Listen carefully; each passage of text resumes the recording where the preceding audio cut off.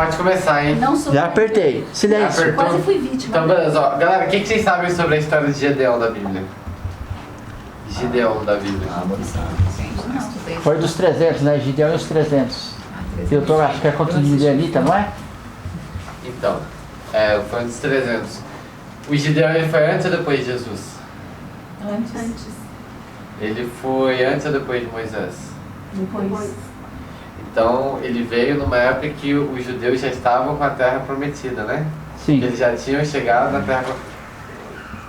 Você sabe muito de Gideão, né, Renan? Gideão. Ele não pode falar porque ele não Ele não vale. pode falar e não vale, né? É, porque ele é judeu e não vale.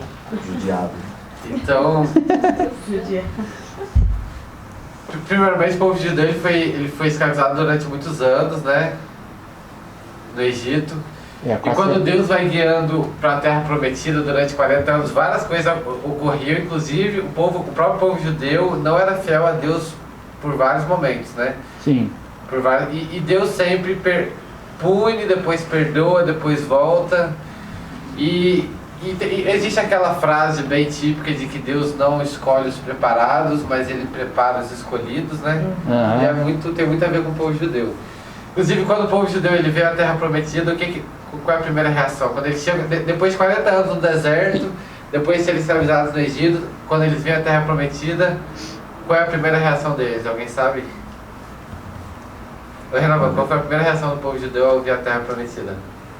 Quando ele foi os espiões, que falaram que tinham os gigantes e assustaram o povo. Então o povo judeu ele ficou 40 anos no deserto, ele foi escravizado, tinha a terra prometida, e sabe qual foi a primeira reação deles ao ver a terra prometida? A gente não vai conseguir invadir essa terra. Olha o tamanho dos caras que estão dentro dessa terra. Eles imaginaram o quê? Que a terra prometida era uma terra que não tinha ninguém, né? Mas eles chegaram lá e Comendo tinha... as Era o frutas. Éden. E tinham os gigantes lá na terra prometida. E os espiões eles voltaram e falaram: galera, Deus ele fez isso tudo pra gente chegar aqui e morrer, porque a gente tem uns caras ali que não dá. E o que acontece? Deus começa a punir aquele povo. Fala: como assim vocês não confiam no Senhor, sabe? Como assim vocês não vão pro fronte de batalha? Vocês acham que eu fiz isso tudo aqui de palhaçada, de brincadeira? E inclusive outro Moisés deixa de ser o líder do judeu nesse momento, passa a ser Josué, Deus levanta outras pessoas, vários judeus, enfim, houveram dissertaram, né? E no final das contas eles tiveram a batalha, sabe? Na verdade, antes de ter a batalha, Deus foi mostrando, pegou aquele povo que foi mais fiel a Ele, que ainda acreditava que você lutar mesmo contra aqueles gigantes era o certo a fazer, e foi percorrendo aquele povo pelas montanhas e falando: ó, você tá vendo esse povo que tá aqui, nessa parte da montanha? Vocês não toquem nada que é deles, mas antes deles chegarem aqui, também haviam gigantes aqui. Eles me obedeceram, eu guiei esse povo e hoje eles derrotaram os gigantes e eles vivem nessa terra. Aí Deus levou aquele povo judeu que foi mais fiel aí, tá vendo? Essa outra parte de terra aqui, também havia gigantes nessa terra, os gigantes foram infiéis a mim e eu levantei um outro povo que era semelhante a vocês, que hoje ocupa também essa terra, sabe? E ele começa a mostrar que ele é o Deus do impossível para o povo judeu, principalmente para o povo judeu que foi mais fiel a ele. E eles têm as guerras, eles vencem as guerras, e depois que eles assumem a terra prometida, que tem os frutos, que jorra mel, leite, enfim. Uma coisa muito típica era do povo judeu sempre estar... na verdade, assim, sempre foi. Eles, ao chegar à terra prometida, o comportamento deles não mudou muito.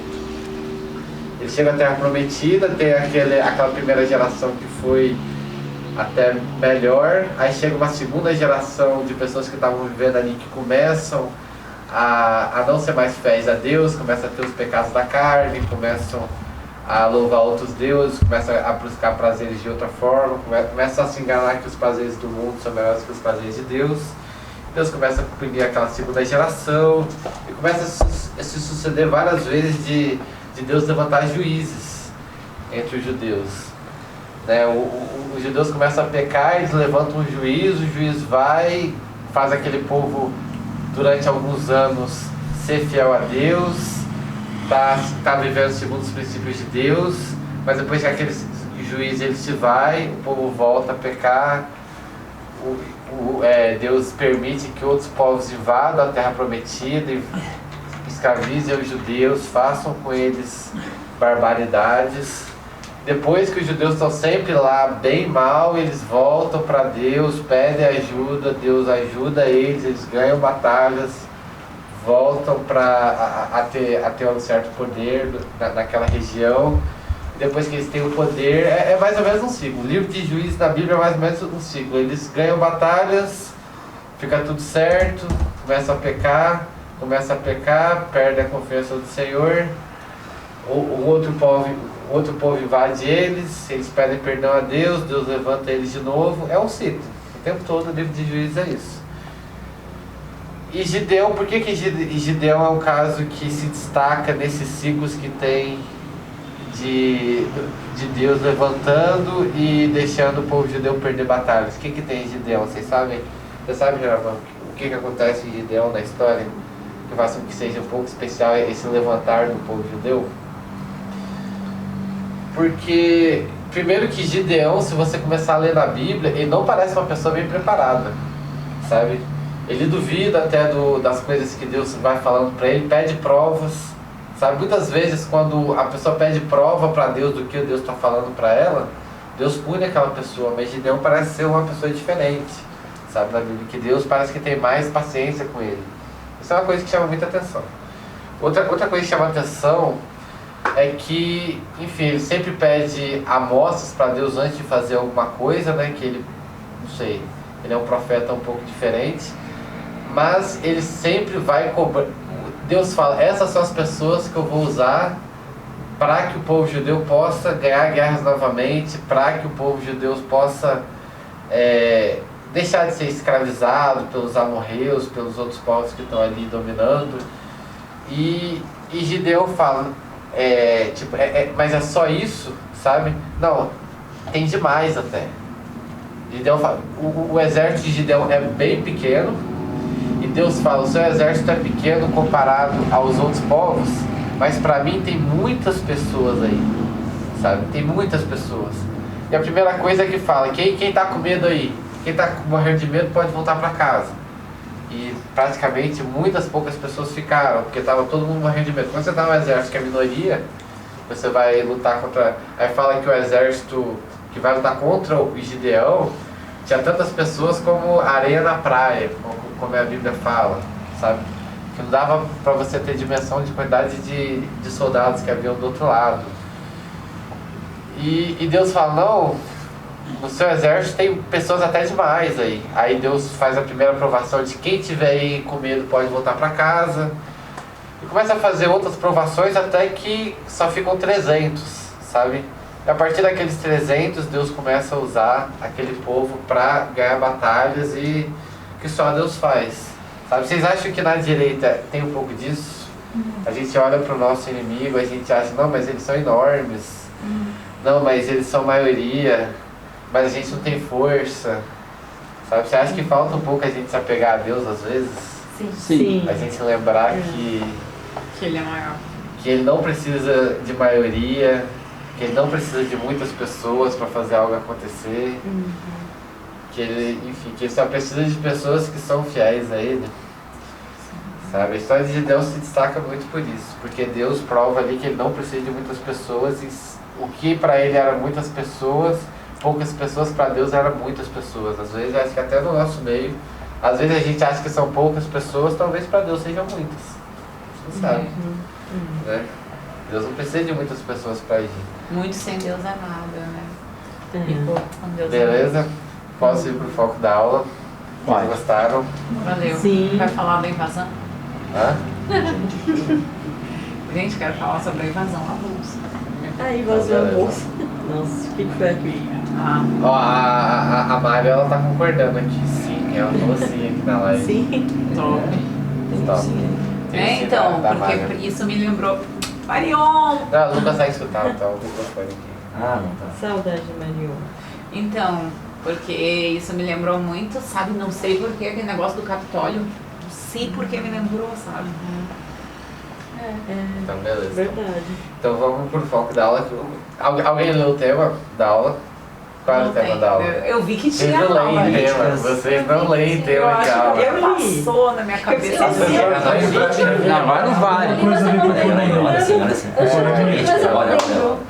As pessoas veem aqui O tema é não vamos investir na XP, vamos voltar. Vamos lembrar, assim tá Vamos ficando. investir na saúde.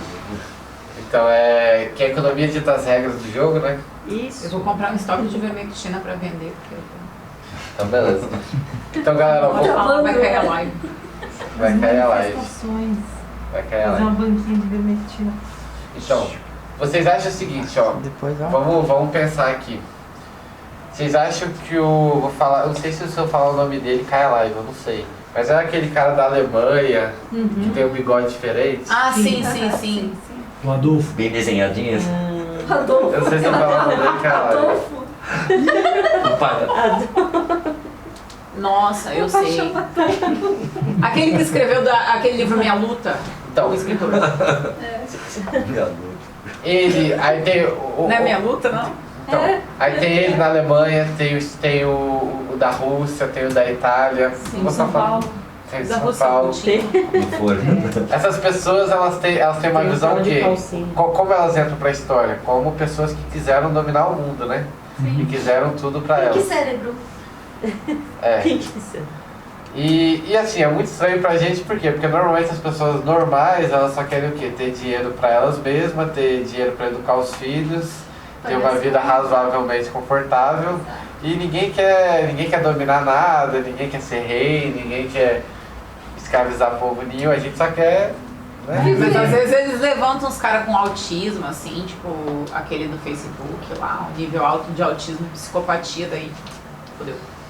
Você acha que essas pessoas, elas emergem porque elas são muito boas ou porque elas pegaram uma situação que fizeram com que essa situação levantasse elas?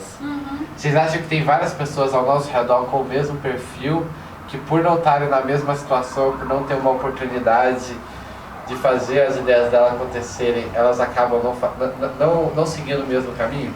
Eu acho que há muitas pessoas com a mesma mentalidade de querer dominar as outras, de querer impor seu pensamento para muitas outras, mas talvez por não terem cargo, talvez, enfim.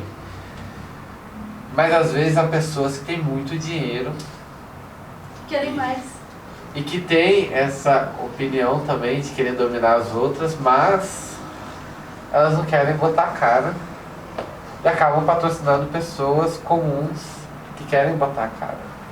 Vocês não concordam comigo? Sim. Ou vocês acham que não Acontece. existe? Muito. Então, beleza. Então, eu vou começar o seguinte, só para falar para vocês. Quando você pensa em imposto, quem é que paga imposto? Os milionários pagam muito imposto? Não. Pagam. Os milionários pagam Não, paga, imposto. paga. Pagam bastante Mesmo. imposto. O problema são os bilionários. E esse é até uma coisa que o Paulo Guedes tenta taxar. Não é os ricos que é o problema. São os super ricos. Esses daí não pagam imposto. Tipo a Maria Luísa Trajano, que quer ser a vice do Esses Lula. daí pagam bem pouco imposto. Bem pensado. Olha mesmo. É. Tipo a Maria Luísa Trajano, que foi colocada em algum jornal aí, que é a vice dos sonhos do Lula. Sim. Ela é a bilionária. Não compre no Magalu. Eu nunca mais. É uma das Eu bilionárias. nunca comprei na Magalu nem. Os marinhos também da Rede Globo. Também. Também. Então, Vários, né? Não é tu que tá falando, não se preocupa, são as outras Como que chama a pessoas. família da Rede Bandeirantes? Sabe? Sabe. Que é da Band China. O Johnny 30% vendido pra Band. então vamos lá. A China já tomou conta da Tudo Band. dominado. Vamos lá, A Globo porque também, viu? Se prepara. a gente tem horário, a gente tem horário. Continua. Nós temos Vai. horário. É, porque... Então, quando os Estados Unidos foi tá, essas pessoas, enfim, quando os Estados Unidos foi fundado, os Founding Fathers, eles tinham, qual era o pensamento deles? Eles queriam que o Estado fosse um Estado forte, eles queriam que fosse um Estado que sustentasse o mais pobre. Qual era o tipo de Estado? Eles queriam que o povo fosse submisso ao Estado. Qual era o tipo de Estado que os Founding Fathers dos Estados Unidos queriam para os Estados Unidos. Eles queriam, na verdade, o Estado que só se preocupasse com a parte militar externa, até porque os Estados Unidos foi diferente do nosso processo histórico. Os Estados Unidos foi fundado por 13 colônias, que precisaram somente do Estado quando houve uma guerra. Mas haviam 13 colônias, que cada uma era governada localmente. Há um debate filosófico que fala que a democracia só funciona em áreas pequenas, ou em população pequena. É uma coisa que, sinceramente, eu concordo, mas não é uma coisa que muitas pessoas discordam, sabe? Democracia funciona na sua casa, talvez assim, no seu condomínio. Mas agora, quando você pega uma área muito grande, a democracia começa a ficar difícil de ser implementada. Então, por isso que, assim, tem muito debate sobre isso, que as 3 colônias, elas eram uma coisa mais democraticamente viável. E uma forma como Deus usava, porque essa coisa de ter um governante não é uma coisa que sempre teve. No próprio livro de Juízes, havia os juízes das tribos de Israel, que Deus levantava localmente aqueles juízes que governavam uma determinada tribo, e que Moisés, que era o líder ali geral, ele só pegava casos assim, que realmente eram difíceis daqueles líderes conseguirem resolver, sabe? O Moisés mesmo, ele não tinha o poder, ele não ficava intervindo nos pequenos detalhes ali do povo de Israel, ou do povo judeu. Havia um determinado juiz. E o processo histórico dos Estados Unidos é muito parecido, sabe? As colônias são governos locais, eles plantam, eles colhem, eles são independentes. E quando há a formação do Estado, fica bem claro que o Estado ele não pode ter mais força do que a população. E qual é a primeira coisa que o Thomas Jefferson faz? São as emendas, né? Vocês conhecem as emendas, que ninguém pode tocar nas armas do povo. E não é por... o maior erro assim, que há é que a emenda é para segurança própria. Não é para segurança própria. Na Constituição dos Estados Unidos não é para segurança. A emenda é para que não haja governo ditatorial nos Estados Unidos. A emenda é bem clara. É para que não haja ditador nos Estados Unidos. Não é para segurança pública. Enfim. É para que se um governante quiser tirar as liberdades do povo, o povo possa intervir por si só. Sabe? Foi esse o motivo de ter a emenda. E... Fez lembrar da reunião. Então, e Estados Unidos foi, enfim, as coisas foram acontecendo, eles acabaram tendo governo. E ali no século XIX, né, as coisas começaram a mudar no mundo.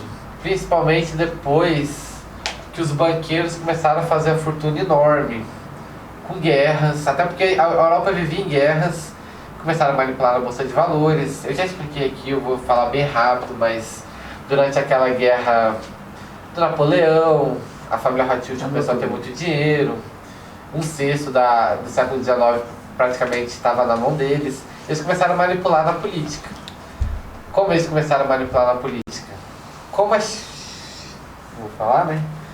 Como o país estrangeiro manipula hoje, através de políticos, através de pautas, enfim. Dos Estados Unidos eles começaram a trazer uma pauta no século XIX, que era um absurdo para a população americana, para os políticos americanos, que eram os impostos. E foi uma coisa que o Napoleão Bonaparte caiu por causa de imposto. Né? Ele caiu porque eles conseguiram fazer uma propaganda muito boa de que a república era uma coisa boa diante da monarquia. Napoleão Bonaparte, no século XIX, ele invadia países e os países aplaudiam quando Napoleão Bonaparte invadia esses países, porque eles achavam que uma coisa boa estava chegando, o liberalismo, enfim, coisas boas estavam chegando para o país. E o país ele começa a ver que a república não é uma coisa boa a partir do momento que vê que a taxa de imposto é muito alta para você sustentar aquela máquina que eles querem promover. Para você sustentar essa democracia que eles querem fazer, a máquina é muito alta, eles começam a cobrar muito imposto, o povo começa a se revoltar e o Napoleão cai, sabe? Os Estados Unidos, eles fizeram da mesma forma, só que eles já tinham uma experiência maior. Né? Pelo menos as pessoas que financiaram Napoleão, eles começaram a financiar de uma outra forma. Começaram a financiar através do parlamento. E eles queriam muito que a taxa de imposto aumentasse para a população. sabe? E eles não podiam fazer aquilo rapidamente porque eles já tinham... Vira aqui um pouco. Não, outro. Cai. Um pouco pra cá. Isso. Então eles tinham a experiência do que aconteceu na Europa, de que quando você aumenta a taxa de imposto muito rápida, a população percebe, a população vai ao encontro do governante. Então tinha que ser uma coisa mais paulatinamente, e os Estados Unidos era o principal foco, até porque os grandes banqueiros, as grandes famílias, praticamente tudo que é descoberto no mundo são de indústrias americanas, e isso não é recente, sabe? Isso desde o século XIX eles têm essa vocação muito grande de inovação, de novas tecnologias, os carros, as fábricas, a Ford, não sei, não vou ficar falando. Mas, e uma forma como eles começaram a ver foi através dos políticos, através de emendas parlamentares, e uma emenda através de leis, né, que eram aprovadas, e lei que eles não conseguiam, eles queriam muito aprovar, mas eles não conseguiam, era a lei de aumento de imposto. Eles não conseguiam aprovar nos Estados Unidos porque era uma coisa muito enraizada na população, de que a população devia ter uma autonomia grande, não devia ficar bancando um Estado grande, um Estado forte, que a população tem que ser mais forte que o Estado. Então eles começaram a ver como que eles fariam isso. Eles começaram a escrever, começaram a pagar muita gente ali para escrever, para colocar na população que aumento de imposto seria uma coisa boa, que haviam super ricos, os ricos. E vocês conhecem um navio chamado Titanic? Esse navio ele ficou muito conhecido no filme, né?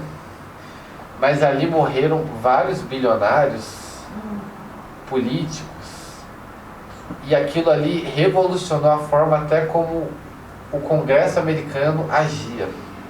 Vários políticos que eram contra e que tinham muito dinheiro e eram contra esse aumento de imposto nos Estados Unidos morreram ali no Titanic, sabe? Há vários indícios, assim, não vou ficar falando, se vocês pesquisarem mais, sabe?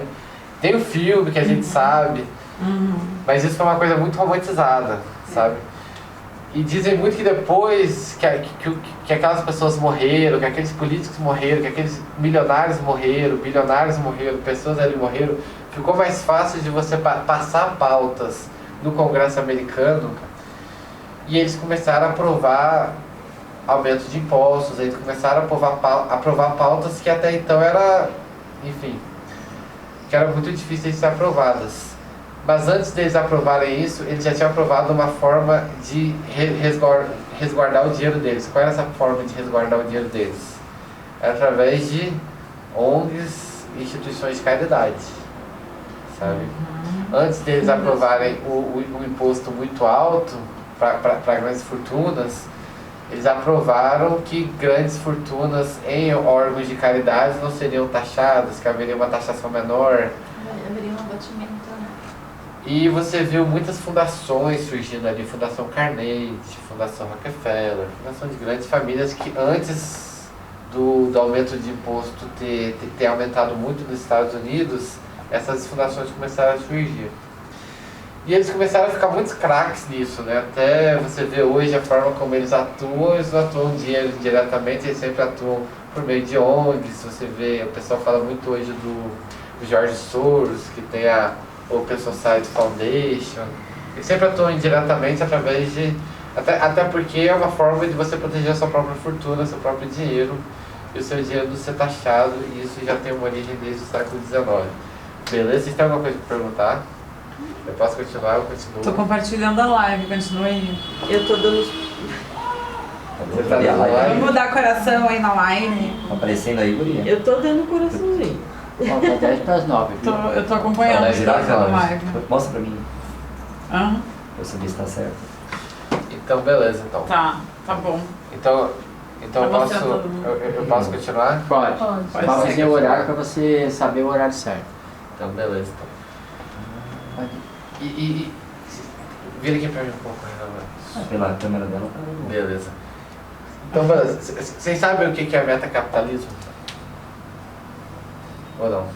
Metacapitalismo, explique. Vocês nunca Conceitue. viram a aula do Olavo de Carvalho, vocês já viram? Conceitue. Essa parte não. É porque ele tem uma meta, não é? Tem uma meta? É. E a gente Sim, pode capital. depois dobrar a meta se deixar a meta aberta. Uma meta de capital. Quando atingir a meta Então, a do... meta de capital. Quando a gente atingir a meta, a gente dobra a meta. Então, o metacapitalismo do Olavo de Carvalho explica o seguinte: que há pessoas que ficaram tão ricas, que o maior medo delas é de outras pessoas enriquecerem e serem concorrentes delas.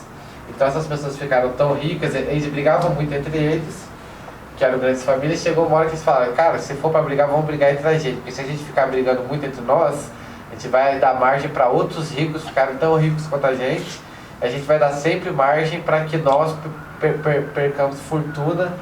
E tem vários filmes que retratam isso, né? Se vocês pegarem filmes de grandes famílias, sabe, vamos brigar entre nós, sabe, a treta que é sempre nossa, se vier alguém de fora querendo tretar, a gente tá todo mundo unido contra eles, sabe. Se você pegar qualquer filme aí de grandes famílias, grandes milionários, meio que tem essa mensagem, não entre na nossa treta, sabe, a treta nossa é nossa. O Olavo de Carvalho, ele fala que tem pessoas que são tão ricas, e aí ele começa a conceituar que isso é o verdadeiro fascismo, é quando o Estado, as pessoas ficam tão ricas que elas querem começar a controlar o Estado. Como é que elas controlam o Estado? Começando a financiar os governos, começa a financiar as pautas, começa a financiar o que cada... Enfim, começa a intervir e qual vai ser o rumo de cada gestão. E será que a gente tem essa sensação de que passa governo, chega o governo, é sempre os mesmos problemas, o mesmo modo de gerir, a mesma propaganda, sabe? Enfim. Parece aqueles desenhos, sabe? Tipo, você olha pro desenho, é sempre o mesmo desenho, você só consegue decifrar mesmo se você pegar um especialista e você começa a falar, ó, tem esse detalhe, tem esse detalhe, tem esse detalhe, sabe? Então, tem muito isso, assim, esses metacapitalistas, segundo o Olavo de Carvalho, são pessoas que ficaram com tanto dinheiro que pra não deixar que ricos fiquem muito ricos, ou que classe média vire classe alta, eles começam a taxar através do Estado, taxar através do Estado e, por exemplo, as maiores taxas que você tem no Brasil são de bancos, vocês sabiam disso? Se você pegar o MTST e falar, você acha que tem que taxar os banqueiros? Eles vão falar, tem que taxar os banqueiros, esses aí tem que ser taxados. Você sabe qual é a consequência disso? Que só tem 5 grandes bancos no Brasil. Porque ninguém aguenta crescer um banco com as taxas que tem no Brasil. Mas se você é bilionário, você tem que dar 10% do seu lucro, 20%, não faz seu negócio parar. Mas se você é uma pessoa, um rico normal, você não consegue virar um super rico se você tiver que pagar aquela determinada quantidade de impostos. Beleza? Vocês estão me entendendo? Sim. Então você tem esse modo, de ver as coisas. Você acha que há um governador em algum estado no Brasil que é dono de grandes empresas, que mexe com grandes bilionários, que parece sempre intocável? Não importa o que a gente faça, parece que nunca chega nele, sabe? Enfim, isso é uma raiz muito forte que já vem desde lá e que é uma forma até de você ter um estado que nunca deixa o rico virar o super rico, uma classe média virar uma classe alta, até porque se uma pessoa que se beneficiou muito com a pandemia foram pessoas que eram muito ricas, ou grandes bilionários. Esses podem ficar 3 anos fechados, 5 anos fechados, e que eles vão morrer de rir de ver os pequenos ali tendo que vender churrasco na manifestação. Tem ajuda? Ela desmaiou, gente, ela trabalhou tanto. Pergunta se a gente ganhou dinheiro. Não é nada, mas desmaiou sem não trabalhar. Aí desmaia sem não trabalhar. Mas pra ficar rico no Brasil é osso demais. Com essas taxas aí, ó, dá muita raiva. Tem que ir para os Estados Unidos pra ficar rico. Beleza? Posso continuar? Pode. Posso continuar? Vocês têm alguma coisa pra perguntar? Posso continuar ou não? Segue. Então beleza, ó, vou dar um caso então pra vocês. Já ouviram falar de um país chamado Rússia? Já. O que vocês lembram da Rússia? Vocês lembram Da de antiga comunismo, União né? Soviética. Comunismo, Não é? União Soviética. Stalin, não é? Stalin, Lenin. Tá. Quando acabou a União Soviética,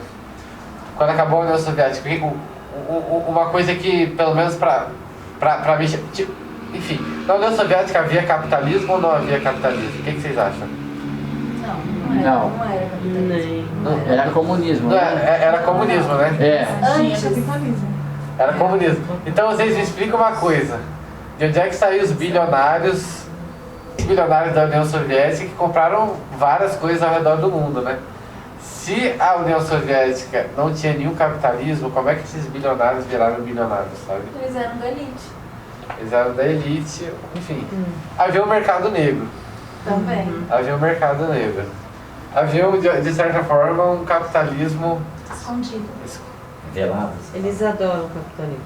A partir do momento que só tem vocês ali no mercado negro, você começa a lucrar. Enfim, até a menina de Cuba falou aqui pra gente, né? Que o mercado negro em Cuba é muito forte, sabe? Inclusive eles veem novela brasileira, eles sabem bastante sobre o nosso país, mas é tudo no mercado negro que eles ficam sabendo das coisas, passagem de ônibus, passagem de avião, enfim.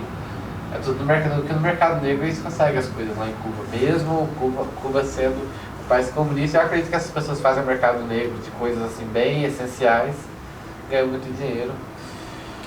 E o que eu quero dizer é o seguinte, quando a Rússia, ela virou a Rússia, tinham vários bilionários, e esses bilionários eram muito, enfim, por isso que é bilionários, eram muito mais ricos do que a população em geral. E eles mandavam na mídia, eles tinham grandes empresas, enfim, empresas de comida, empresas de telecomunicações, empresas... Esses bilionários controlavam quase todas as empresas que geriam a vida normal do cidadão. E esses bilionários, eles praticamente se sentiam donos da Rússia, né? Eles se sentiam donos da Rússia. Você acha que alguém conseguia chegar ao poder na Rússia sem o apoio desses bilionários? Ou batendo de frente com esses bilionários? Não? Não. Tem um rapaz chamado Olavo de Carvalho que ele fala que Jair Bolsonaro devia fazer igual o Putin, né? Porque o Putin foi o cara que bateu de frente com os bilionários da Rússia, sabe? Ele foi um cara que chegou... Ele não chegou ao poder falando que ia bater de frente, mas a partir do momento que ele chegou no poder, ele começou a bater de frente com os bilionários da Rússia. Como que ele batia de frente com os bilionários da Rússia, vocês sabem? O Putin, ele foi o ex-agente da KGB, né? Sim, eu vi já. E ele tinha a KGB na mão dele. A KGB, vamos pensar, tipo, aqui no Brasil é como se fosse a ABIN, só que a ABIN no Brasil a gente não sabe o que ela faz. Se ela faz alguma coisa, me desculpe, eu não sei o que a ABIN faz. Mas é a polícia secreta do país. Enfim, seria a parte mais top da Polícia Federal. O Putin, ele tinha a Polícia Federal na mão, ele tinha apoio da Polícia Federal na mão, ele tinha a ABIN, ele tinha boa parte do judiciário na mão. E ele começou a pegar cada bilionário, chamar na mesa e falar, olha só, você quer bater de frente comigo? A gente bate de frente. Mas agora, eu tenho isso aqui da sua empresa, eu sei isso aqui de você. Se você bater de frente comigo, vai chegar alguém da polícia e vai fazer isso aqui com a sua empresa. Você vai querer bater de frente comigo? Muitos não bateram de frente com ele. Os que bateram de frente com ele tiveram que sair da Rússia. Tiveram que ir para Londres, tiveram que vir para o Brasil, tiveram que ir para a Arábia Saudita, tiveram que, enfim, para os Estados Unidos. Mas ele pegou a polícia, o judiciário que ele tinha na mão, começou a bater de frente nos bilionários. Inclusive tem um documentário que mostra que talvez o Putin seja a pessoa mais rica do mundo hoje, sabe? Não sei se alguém já viu esse documentário. Mas assim, a quantidade de dinheiro que tem. E qual é o problema de você começar a centralizar tanto o poder econômico na mão de uma pessoa? Ele começa a botar os amigos dele para ser dono das principais empresas do país. E a partir do momento que você não tem mais um livre mercado, que você tem uma coisa mais de indicação, de amizade, você começa a ter menos eficiência. E agora a gente chega num país chamado China. Vocês conhecem? Nossa, não sei se a live vai cair, né? Um país que come muito arroz, que tem... Que não gosta de carne de cachorro. Que tem uma muralha. Aquele lá, sei. Depois me mostra a imagem. Eu te chamo, tá assim, ó. Você já viu as cidades fantasmas? Cidades fantasmas? Tem, na China, não é? Eu tô aqui também. Então tá centralizado. Ele fala. Xing Ling. Da 25 de março, né? Lembro. Tá sim. Então, vocês já viram as cidades fantasmas? Que eles crescem e é vários imóveis, imobiliários. Que tem 3 meses de garantia. Especulação financeira. Sim, eles na China tem. Por que na China tem essa especulação imobiliária? Vocês sabem? Eu estudei o mercado imobiliário da China, mas tá quebrando. Sério? Tá quebrando? Tá bom, na van. Então, porque... Um pouquinho mais pra lá. Não, mas tá. Aí Não, tá bom, aí tá bom. Não, mas tô vendo aqui. Porque a bolsa de valores da China é muito volátil. Tipo, a China é um país tão... A manipulação é tão forte na China, a manipulação financeira é tão forte na China. Vai, Renan. Então, mas pela dela tá certo. Tá bom, ó. Um pouquinho, Aí agora tá perfeito, aí tá perfeito. Porque a manipulação do mercado financeiro da China... Agora pra cá. A manipulação do mercado financeiro da China é tão forte que a pessoa que tem dinheiro, ela não bota dinheiro na bolsa. Ela bota dinheiro em imóveis. E o governo, ele começa a incentivar as pessoas a botar dinheiro em imóveis, dando mais liberdade de crédito, dando mais benefícios que só um governo forte num país onde a população não pode se voltar contra o governo tem, sabe? Então as pessoas começam a botar, as pessoas que têm dinheiro começam a botar dinheiro no mercado imobiliário, você começa a ter cidades aí emergindo e ninguém morando nelas, sabe? No futuro, às vezes aparece, tipo, sei lá, a cidade aparece aí com arranha-céus, com parques, ninguém tá ali usufruindo, mas depois de 5 anos, 6 anos, 10 anos, às vezes aparece realmente, começa a chegar emprego, habitação, isso realmente acontece. O medo é que talvez as cidades fantasmas que estejam surgindo hoje não possam, enfim, conseguir acompanhar a economia. E hoje tem um embate muito forte do Soros com o Xi Jinping. Vocês sabiam disso? Isso daí pode ser a guerra das tesouras. Ele acha que isso, que isso uma hora não vai dar certo, porque a partir do momento que você começa a intervir muito na economia, você começa a botar muita gente por indicação, inclusive os outros presidentes que a China tinha, eles não interviam tanto na economia como ele intervém agora. E que não é uma coisa sustentável, porque a classe média da China não recebe um bom salário. Enfim, essa riqueza do país não corresponde ao cidadão médio do país. Então você começa a ter um vácuo de riqueza que uma hora, enfim, segundo o Soros, vai explodir. Mas o que eu quero dizer é o seguinte: tem várias formas, tipo, não existe uma fórmula mágica, sabe? Os bilionários controlam tudo? Depende. Na Rússia, o Putin botou todos eles no chinelo através do poder judiciário, através da Polícia Federal, através da KGB que ele tinha na mão, e botou todo mundo no chinelo, sabe? Os bilionários, eles uma hora vai ter bolha financeira, vão manipular tanto o mercado. Cara, na China, pelo menos até hoje não chegou, sabe? Aí tem essa aposta que um dia vai chegar, a gente não sabe. Os bilionários, eles realmente controlam tudo, tem casos que eles realmente controlam tudo. Você entende o que eu tô falando? Cada caso é um caso. Mas tudo tem uma origem, sabe? Na coisa de você querer taxar o povo, você querer sustentar uma máquina, e esses bilionários usarem essa máquina para não deixar que outras pessoas ricas cheguem no nível deles, sabe? A origem de tudo, principalmente, é isso. E essa é a definição de fascismo, né? Quando os grandes ricos se unem ao Estado para não deixar que outras pessoas cheguem ao poder, e esse poder não necessariamente é um poder político, mas é um poder econômico. Beleza? Vocês têm alguma coisa para perguntar? Beleza. Deixa eu ver se alguém tem alguma coisa para perguntar aqui na live. E aí, galera, vamos ver, Vou ler aqui os comentários aqui rapidão. Ixi, não tem nenhum comentário, só tem comentário de vocês. Cara, ele pegando com a nossa, assim. alguém tem alguma coisa pra perguntar aí? Acho que tá atrasado. Estou quebrado igual a China está quebrado. Nossa, só tem comentário. Quando eu mostrava pra ele, perguntava assim. Gente, nem comentei nada. Sabe onde o socialismo deu certo em julho? Não, o socialismo dá muito certo pra quem é rico. Pra quem tá no poder, o socialismo é ótimo. Socialismo pra vocês, correndo do jeito que eles querem. O problema é pra gente. Que estranho. Mas tem gente que o socialismo dá muito certo, sabe? A boca sai torta. Pros outros, né? O problema é. O Pra socialismo quem precisa dar planta. certo pra Estranho, elite. né? Pra quem planta. Parece que ele tá andando, Pra né? quem planta, Pra ele quem faz planta. parte da elite. É, só Fica mudo. vocês. Só vocês comentam. Só teve esse O comentário. socialismo dá certo pro Magazine Luiza. Só. Parece que eles andam no shopping Então, sim. beleza, galera. Ó, muito obrigado aí, ó. Ok. Muito obrigado aí, galera aí que acompanhou a gente na live. Você vai tomar chala comigo. Forte abraço. Deus nos abençoe. Tchau, tchau. Todo mundo Nossa, 3 pessoas, cara. 13 é um número ruim da gente Nossa, pegar lá. 13. Ah, você Esse vai é dando muito. acabou? Coraçãozinho. Tem que Deixa eu ficar só ir pra ficar acabou. do- Ah, mete coração. Alguém sair. 2, agora eu termino. Tchau, tchau, gente. Os corações da Beth.